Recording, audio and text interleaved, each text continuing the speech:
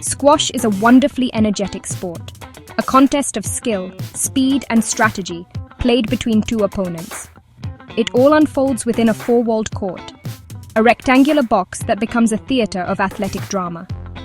The players stand side by side, not separated by a net as in tennis. They use long-handled rackets to strike a small, hollow rubber ball against the front wall.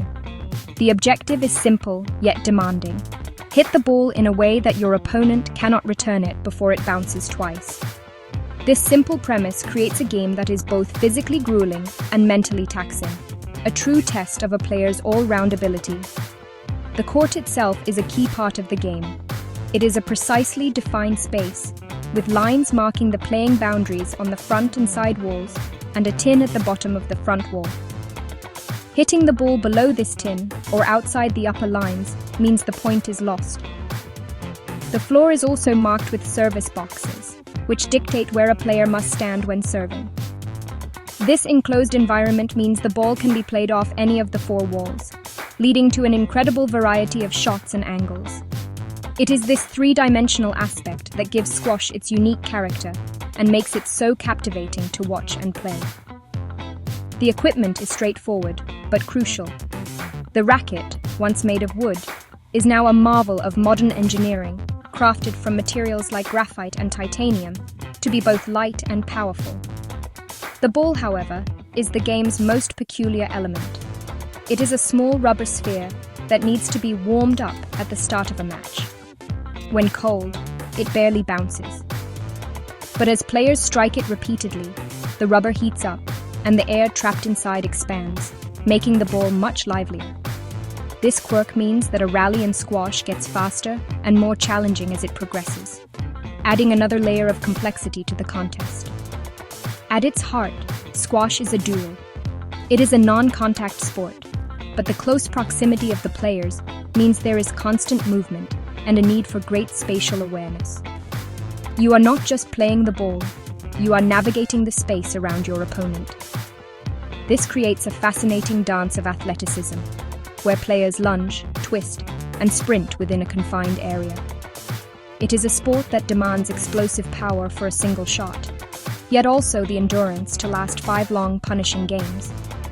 It is, in every sense of the word, a complete workout for the body and the mind.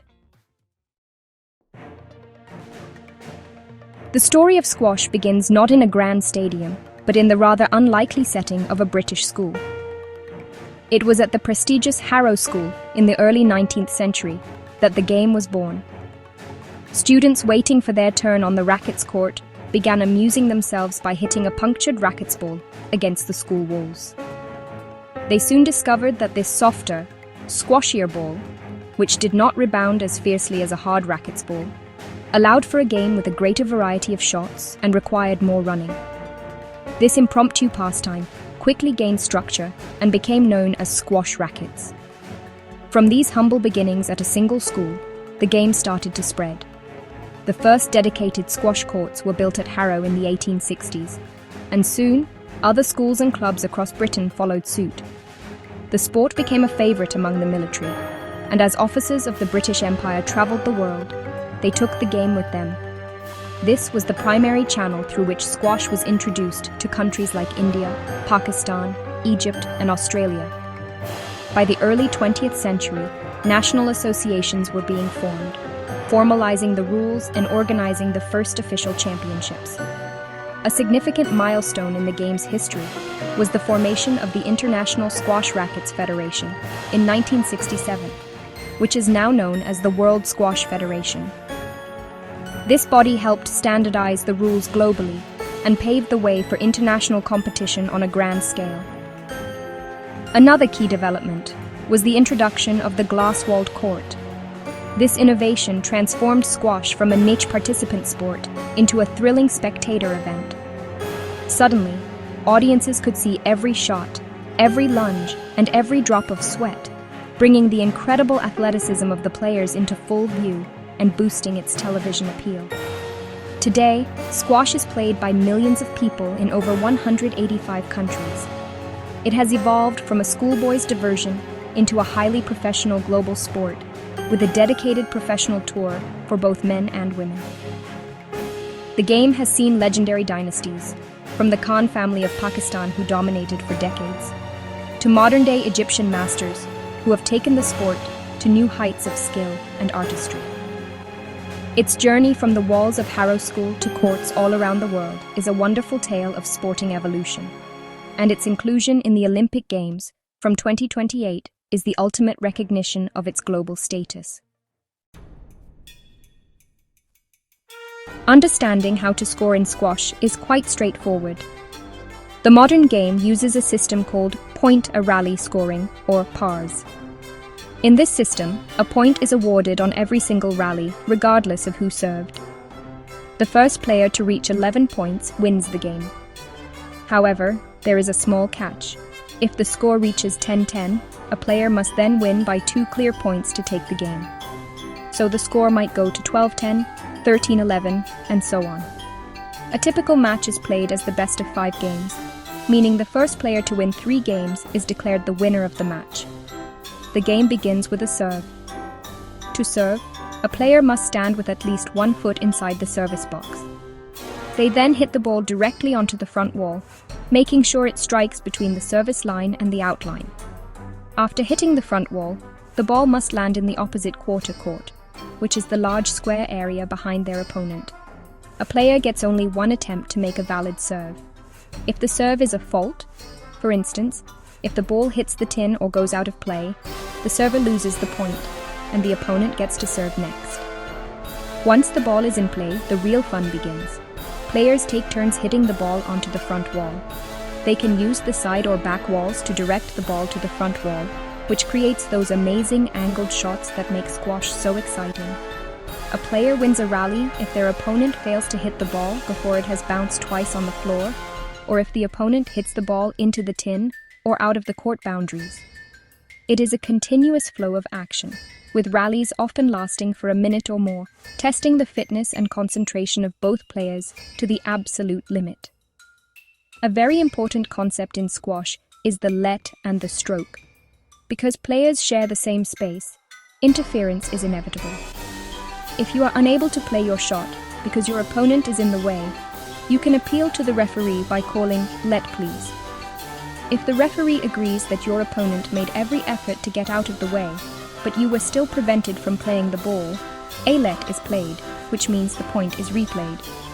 However, if the referee believes your opponent did not make enough effort to clear the way, a stroke is awarded to you and you win the point. This rule ensures fairness and safety.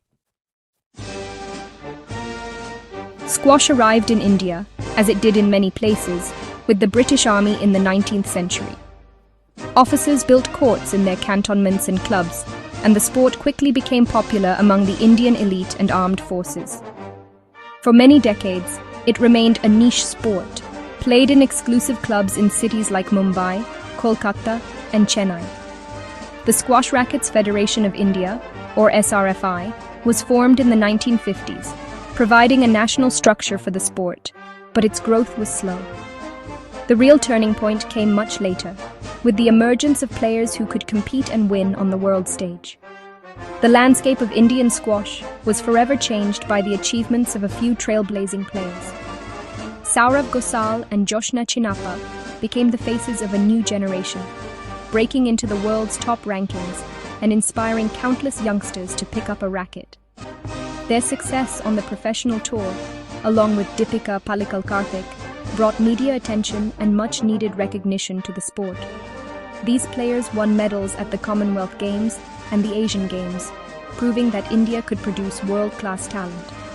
Their dedication and victories helped move squash from the confines of private clubs into the mainstream of Indian sport. This success has been supported by a growing tournament structure within the country. The Senior National Squash Championships remain the most prestigious domestic event, where the country's best talent vies for the top honor. India has also become a destination for major international events, having hosted the World Junior Squash Championships and several PSA Tour events. These tournaments provide invaluable exposure for our junior players and allow Indian fans to watch the world's best players compete on home soil, further fueling interest and participation in the sport. Today, the future of squash in India looks incredibly bright. The sport is growing at the grassroots level, with more academies and public courts becoming available. The inclusion of squash in the 2028 Los Angeles Olympics is a massive boost, as it will bring new funding, media coverage, and government support. With a strong base of senior players to guide them, and a clear pathway to the top, a new generation of Indian talent is emerging. From its colonial beginnings to its modern-day heroes, squash in India has crafted a remarkable story of growth, and its most exciting chapters are yet to be